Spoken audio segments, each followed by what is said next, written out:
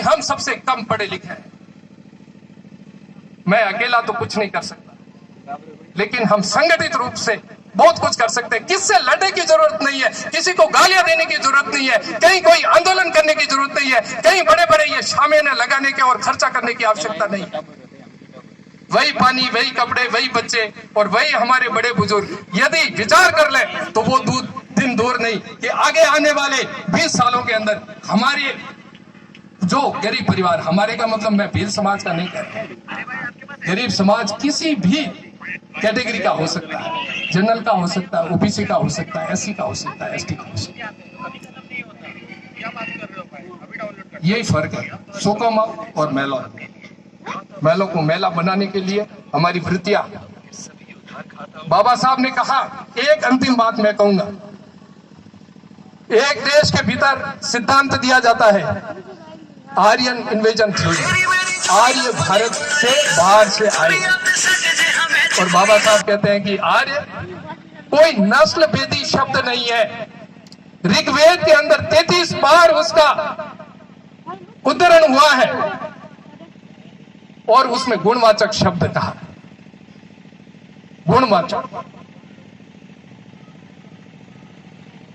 तो पहले 3 वर्णी थे, ब्राह्मण, वैश्य और क्षत्रिय। शूद्र था ही। क्षत्रिय आज के जो शूद्र हैं वो उस समय के सूर्यवंशी क्षत्रिय है। ये मैं नहीं कह रहा हूं प्रधान साहब, ये बाबा साहब ने अपने पुस्तक के अंदर वर्द शूद्रा, शूद्रा कौन है उस पुस्तक को पढ़ा, तब पता चलेगा। और आज के समाज शास्त्री और राजनीतिक क्षेत्र के पृष्ठभूमि वाले लोग कहते हैं आर्य भारत से आए, भारत को 2 धड़ों में बांट रहे हैं।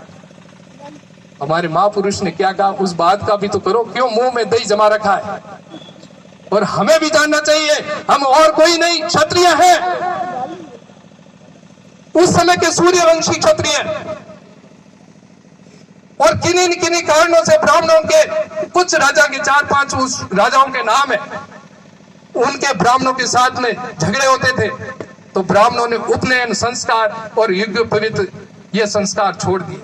धीरे धीरे धीरे धीरे ऐसा हुआ कि वो एक अलग वर्ग बन गया जिसको शूद्र कहते हैं। ये अन्वेषण, ये रिसर्च प्रोफेसर साहब, ये बाबा साहब ने किया। ये बाबा साहब की पुस्तक का उनका अन्वेषण है।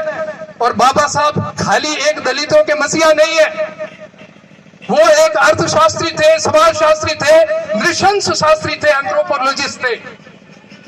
और भारत के अलग अलग क्षेत्रों के अंदर निवास करने वाले उन लोगों के हजारों पुरानों सालों से निकले हुए कंकालों का स्टडी करने के बाद में नेजल इंडेक्स बोलते हैं, उस नेजल इंडेक्स के माध्यम से उन्होंने कहा कि भारत के अंदर निवास करने वाले उत्तर भारत के ब्राह्मण और उत्तर भारत के शूद्र एक ही है, एक ही नस्ल के हैं।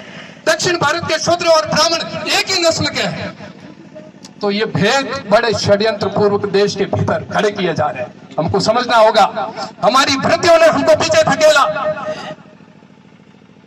हमने अपनी वृत्तियां समय के अनुसार नहीं चेंज की, तो बड़े बड़े राजे रजवाड़ों के राज चले गए।